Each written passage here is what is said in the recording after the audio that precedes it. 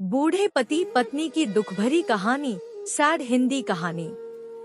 मेरा नाम प्रतीक है। मुझे घर से काफी दूर बड़ी सिटी में नई नौकरी मिली थी। मैं इस शहर में भाड़े का एक घर लेकर रहने लगा। मेरे घर के सामने ही एक घर था जिसमें एक बुजुर्ग जोड़ा रहता था। दोनों बिल्कुल अकेले थे, मतलब ना कोई बेटा, ना बेटी, ना नाती, ना पोते, यानी कि उनका कोई संयुक्त परिवार नहीं था। मैं एक संयुक्त परिवार का सदस्य था। मैं सुबह ऑफिस के लिए निकलता था तो देखता था कि दादी जी अपने कपकपाते हुए हाथों से दादाजी को चाय देती थी। वैसे ही कपकपाते हाथों में कप लिए दादाजी चाय पीते थे। वहाँ पर रहते हुए कुछ दिन होने के बाद मुझे पता चला कि यह दोनों मिलजुल के धीरे धीरे घर के सारे काम करते थे। कोई भी उनसे जाकर बात नहीं करता। इतने दिनों में मैंने उनकी आवाज तक नहीं सुनी थी। जब मैं शाम को ऑफिस से घर आता था तब दोनों को घर के आंगन में बैठा पाता था और उन दोनों के ही चेहरों पर थकान साफ साफ पड़ पाता था। मेरा मन कई बार करता कि उनसे जाकर बात करूं, लेकिन फिर किसी वजह से मेरे पांव वहीं पर थम जाते। मैं जब उन्हें देखता था मुझे मेरे दादा दादी की बहुत याद आती और मैं घर पर फोन लगाकर उनसे बात कर लिया करता था। एक संडे जब मुझे ऑफिस में छुट्टी थी तो मैंने देखा दादी जी काम कर रही थी, लेकिन उन्हें रोज की अपेक्षा आज काम करने में कुछ ज्यादा ही तकलीफ हो रही थी। मैंने उनके पास जाकर पूछा कि दादी जी, आपकी तबीयत तो ठीक है ना?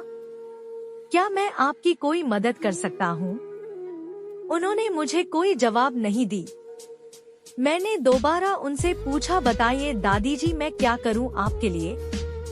उन्होंने फिर भी कोई उत्तर नहीं दिया। मुझे काफी आश्चर्य हुआ।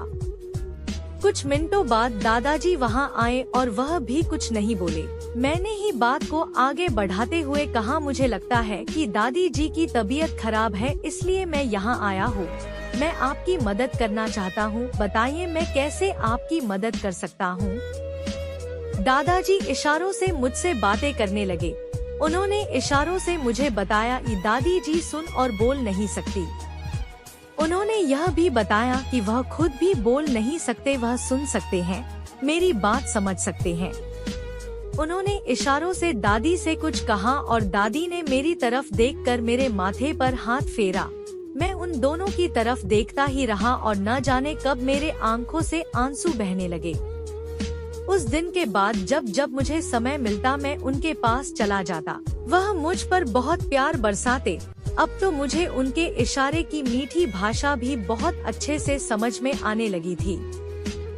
एक दिन मैंने दादाजी से पूछा कि वह अकेले क्यों रहते हैं, क्या उन्हें कोई औलाद नहीं है? दादाजी ने दादी को इशारे से समझाया कि मैंने उनसे क्या पूछा। फिर दोनों मेरा हाथ पकड़कर मुझे आंगन में ले आए और अपने आंखों के आंसू पोंछे और उंगली का इशारा करते हुए एक साइकिल मुझे दिखाई। साइकिल को देखकर मैं समझ गया कि उनके परिवार वाले उन्हें छोड़कर कहीं जा चुके हैं और अब उनके हिस्से में केवल यादें ही बची है। उन्हें रोता हुआ देखकर मैं भावुक हो गया और मैंने दोनों को गले से लगा लिया। उन्होंने मेरे ऊपर अपने सीने में सालों से बंद प्यार के बादलों से प्यार की इतनी बारिश कर दी कि मैं पूरी तरह उसमें भीग गया। दोस्तों, इस कहानी से कई लोग आपसे जुड़ पाएंगे, क्योंकि यह सिर्फ कहानी नहीं है, यह कई सारे बेचारे बुजुर्ग लोगों की सच्ची कहानी है। धन्यवाद।